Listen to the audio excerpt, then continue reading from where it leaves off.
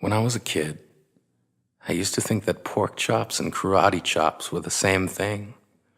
I thought they were both pork chops.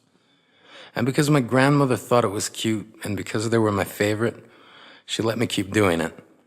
Not really a big deal.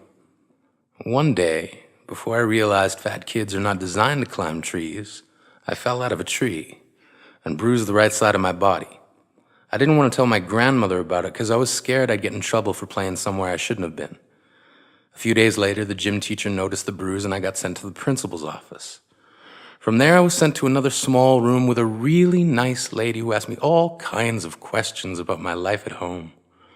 I saw no reason to lie. As far as I was concerned, life was pretty good. I told her whenever I'm sad, my grandmother gives me karate chops. This led to a full-scale investigation, and I was removed from the house for 3 days until they finally decided to ask how I got the bruises. News of this silly little story quickly spread through the school, and I earned my first nickname, Pork Chop. To this day, I hate pork chops. I'm not the only kid who grew up this way, surrounded by people who used to say that rhyme about sticks and stones. As if broken bones hurt more than the names we got called, and we got called them all. So we grew up believing no one would ever fall in love with us, that we'd be lonely forever, that we'd never meet someone to make us feel like the sun was something they built for us in their tool shed. So broken heartstrings bled the blues as we tried to empty ourselves so we would feel nothing. Don't tell me that hurts less than a broken bone.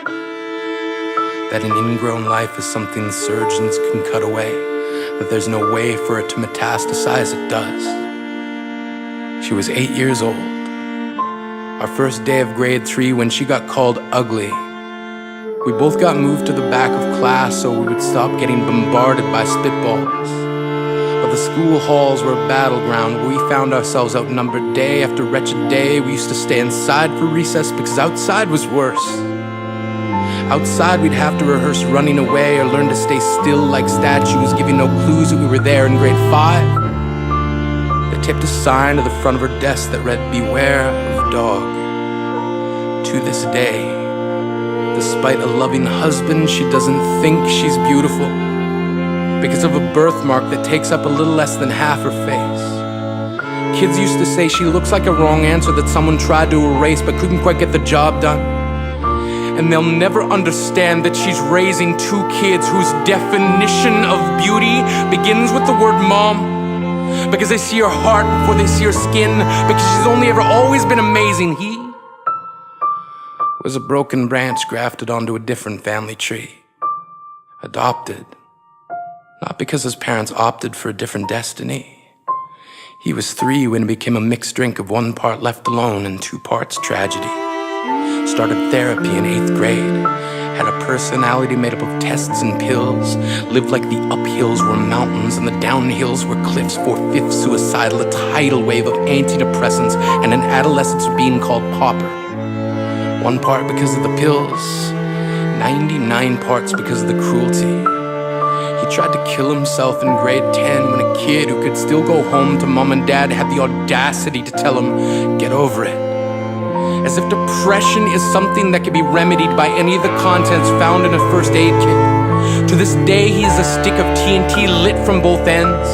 Could describe to you in detail the way the sky bends in the moments before it's about to fall. And despite an army of friends who all call him an inspiration, he remains a conversation piece between people who can't understand. Sometimes being drug-free has less to do with addiction and more to do with sanity. We weren't the only kids who grew up this way. To this day, kids are still being called names. The classics were "Hey stupid," "Hey spaz." Seems like every school has an arsenal of names getting updated every year. And if a kid breaks in a school and no one around chooses to hear, do they make a sound? Or they're just background noise from a soundtrack stuck on repeat when people say things like kids can be cruel?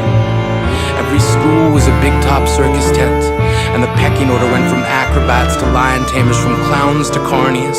All of these miles ahead of who we were freaks. lobster claw boys and bearded ladies, oddities juggling depression and loneliness, playing solitaire, spin the bottle, trying to kiss the wounded parts of ourselves and heal. But at night, while the others slept, we kept walking the tightrope. It was practice, and yes, some of us fell. But I want to tell them that all of this is just debris left over when we finally decide to smash all the things we thought we used to be. And if you can't see anything beautiful about yourself, get a better mirror. Look a little closer. Stare a little longer. Because there's something inside you that made you keep trying despite everyone who told you to quit. You built a cast around your broken heart and signed it yourself. You signed it. They were wrong. Because maybe you didn't belong to a group or a clique. Maybe they decided to pick you last for basketball or everything. Maybe you used to bring bruises and broken teeth to show and tell but never told. Because how can you hold your ground if everyone around you wants to bury you beneath it? You have to believe that they were wrong. They have to be wrong. Why else would we still be here? We grew up learning to cheer on the underdog because we see ourselves in them. We stem from a root planted in the belief that we are not what we were called. We are not abandoned cars stalled out and sitting empty on some highway. And if in some way we are, don't worry. We only got out to walk and get gas. We are graduating members from the class of we made it. Not the faded echoes of voices crying out names will never hurt me. Of course, they did. But our lives will only ever always continue to be a balancing act that has less to do with pain and more to do with beauty.